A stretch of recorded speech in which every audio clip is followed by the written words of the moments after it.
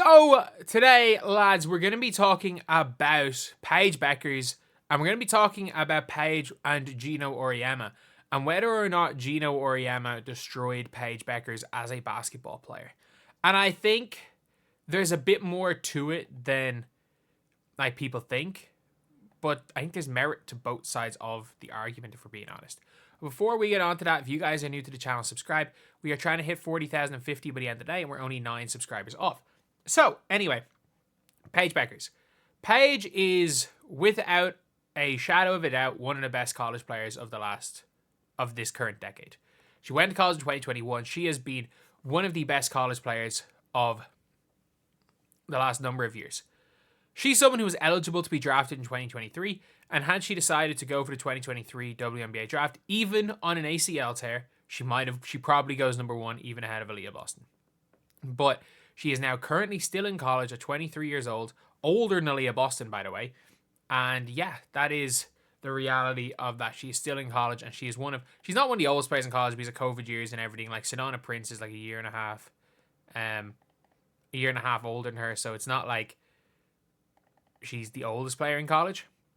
But she is basically a super senior. I know she's the red shirt senior, but she is the age of a super senior. And for me anyway, I think it's a fair statement to make, or a fair thing to question is, like, why has she not improved from her freshman year? I know if you want to look at stats, this year she's actually down on a lot of stuff. She is down on a lot of stuff. Like, if you want to look at Paige Bueckers, I'm just going to look up her basketball reference here. And with that, she is averaging 19.6 points per game. It was under 19. It was 18.9 until she had her break or big game against Notre Dame with 25.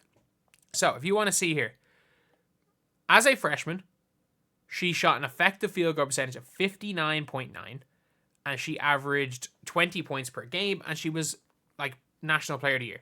She averaged 5.8 assists, 5 boards, 2.3 steals per game. And this year, she is averaging less steals, less turnovers in fairness, but also way less assists. So 1 less turnover, 1.5 less assists. Her effective field goal percentage is gone up to 62%. Her 2-point percentage is up by 10%. But her 3-point percentage is actually down at 38 this year. She shot 46% on 5 attempts a game as a freshman, so her shooting's gotten worse. And overall, if you just watch her play, she's being less aggressive. She's shooting less shots than she did as a freshman. She's shooting less shots than she did last year. Like, she is shooting the least amount of shots other than the year that she missed the start of it and came back. But yeah, she has probably, if anything, she has plateaued as a player over the 4 years. Like, almost all players get better over the course of their 4 years in college. If anything, sometimes they might plateau between their junior and their senior seasons. She has plateaued since her freshman year. And by the way, I think she was better last year than she is this year. And that is the most damning part of it, is that she looked better last year as just coming back from a cruciate surgery than she does this year. Because Paige has every bit of ability in the world, and we all know when it comes to Paige Bueckers is her passiveness is the one issue. Is that she doesn't have that, like, I'm going to go get it. I'm going to go cook. We need a bucket. I'm scoring the bucket. She is the player, and she doesn't have the ball in her hand enough to be like, okay, I'm going to make the right play. Like, for example, like LeBron James. People criticize LeBron James in the clutch because a lot of the time he'll like drive in and kick to a shooter in the clutch. Paige doesn't even do that. In the clutch, a lot of the time she's cool with standing in the corner. She doesn't move well off the ball, and she doesn't make sure she goes and gets the ball because she doesn't play as a true point guard. And for me, anyway, I think that's the fault of Geno Auriemma. Geno Auriemma is so focused on a college system that won him rings 10 years ago. I'm trying to think of a good guard that has come from UConn. Who is the best UConn guard in the WNBA right now? Best UConn point guard. Is it Mariah Jefferson? who doesn't get any burn for the Chicago Sky. I genuinely think Moriah Jefferson might be the best UConn point guard in the WNBA currently, unless I can't think of someone off the top of my head. UConn women's players in the WNBA. So I need to find UConn players currently in the WNBA, because I know every team has a UConn player in their on their roster. So there is Tina Charles, Moriah Jefferson, Lou Lopez-Seneschal, Tiffany Hayes, is Crystal Dangerfield the best point guard? Or is it Moriah Jefferson? Is it, or maybe it's Nika Mule. Like, Geno Auriemma has currently not produced a good guard that's currently in the WNBA. But players will still go there. And if you want to look at good guards, what teams do they play for? Notre Dame run through their guards. Arike Agumbawale, Jackie Young. You've got the two of them. You've got Marina Mabry. There's more good guards on just the 20 that were literally from the 2019 draft class, from one recruiting class. Like, Notre Dame have had more good NBA guards from just one, or WNBA guards from one recruiting class than Geno Auriemma has produced since freaking 2010. And we're seeing it when it comes to Paige, when it comes to Full Wiley. Anytime Full Wiley tries to do something flashy, she gets benched. Like, if she tries to do something flashy, she gets benched. If Hannah Hidalgo tries to do something flashy and it doesn't work, okay, cool. She gets to go again. And it's more than likely going to work. Something else is going to work the next time because she's a hell of a player. And that's the problem when it comes to these systems, is these people coach like it's 2002 again. You've got to go with the times. Geno Auriemma has not moved with the times. Outside of Taurasi, as far as guards, there is a huge issue with passive players from UConn. Like, if you even listen to the list of the players that I announced, there is not one aggressive player that has come out of UConn in the WNBA not named Diana Taurasi. And maybe Tiffany Hayes. But you have got Nelson Adoda, Lou Lopez-Seneschal, Katie Lou, Crystal Dangerfield, Nika Mule, Fee, in fairness, Fee, Kia Stokes, Stewie, obviously, and Moriah Jefferson. Like, they're extremely passive. And then when you look at players from South Carolina, you've got, in another coach that plays an extreme system, you've got Alicia Gray from South Carolina, realistically, for guards. But you got a lot of bigs. You got your Leah Bostons of the world. You've got Cardoso. You've got AJ Wilson. So if you want to go to these places and you want to become a system player, or you're a big, go there. Go there. If you are big and you, in fairness, Mulkey can adapt a little bit, but she doesn't adapt that much. Like, Geno or Dawn Staley will coach the flash out of you.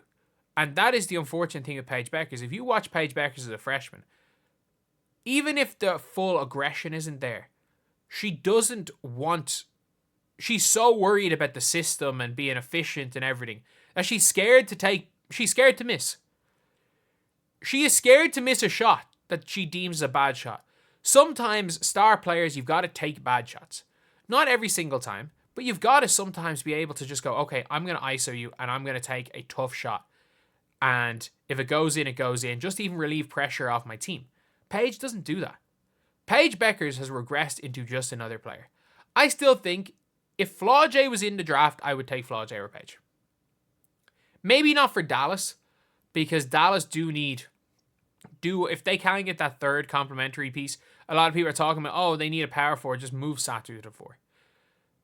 And you can play Paige Bueckers as a complementary piece. You can have her running the 1. Maybe she'll just become, like, because she's a good passer, she's a good ball handler, she's a good defender. She doesn't have any flaws in her game. But, like, she went from being people wanting the one and done rule to be in the WNBA to get her into the WNBA 3 years ago. Because Paige Bueckers was the most famous high school basketball player ever. She was the most famous college basketball player ever until Caitlin Clark came along. And even if people are like, it's because Paige was injured. Even if Paige was injured, it didn't change the fact Caitlin Clark was doing crazy stuff. And the reality of the situation is that the Paige Buckets is gone. I even think the name Paige describes what 2020, 2021 Paige Bueckers was. She's just Bueckers from now on. She's just Bueckers. Heck, you might even just say UConn. Because you know the way they say play for the name in the front and they'll remember the name in the back? Sometimes when you forget about the name on the back, you can harm the name on the front. She was Paige Bueckers. She was a player that freshman Paige would be probably the best player in women's college basketball right now. She was literally shooting 60% effective field goal, 46% from three. It was nuts what she was doing. And she was doing that at UConn after being the most hyped high school player ever. Going to UConn ruined Paige Bueckers. Because if Paige Bueckers had gone to a school that suited her better, Paige went to UConn to play for Geno Auriemma because all the greats before her went to UConn. But I'm sorry, since Breanna Steward, UConn have not produced a good WNBA player. Or sorry, FLAW. They've produced one good WNBA player since Breanna Steward. That was a decade ago. One, and I'm not even saying one like all-star. One even, yes, FLAW might be the best player in the world, but she's the only good player they've produced since. Maybe Aaliyah Edwards could be good. Paige would be good. But like, if Paige had just gone to a college that suited her better, I think she would have been the guaranteed number 2 pick in 2024, and she'd be she's still a guaranteed number 1, but like there'll be more hype there. It's not. This is the year where everyone's watching Paige because there's no Caitlin Clark, and people are realizing like every time she can score whenever she wants to, she just doesn't. She chooses not to, and I think UConn has destroyed what should have been the best guard prospect in WNBA history, not named Caitlin Clark, obviously. But anyway, yeah, that's the video.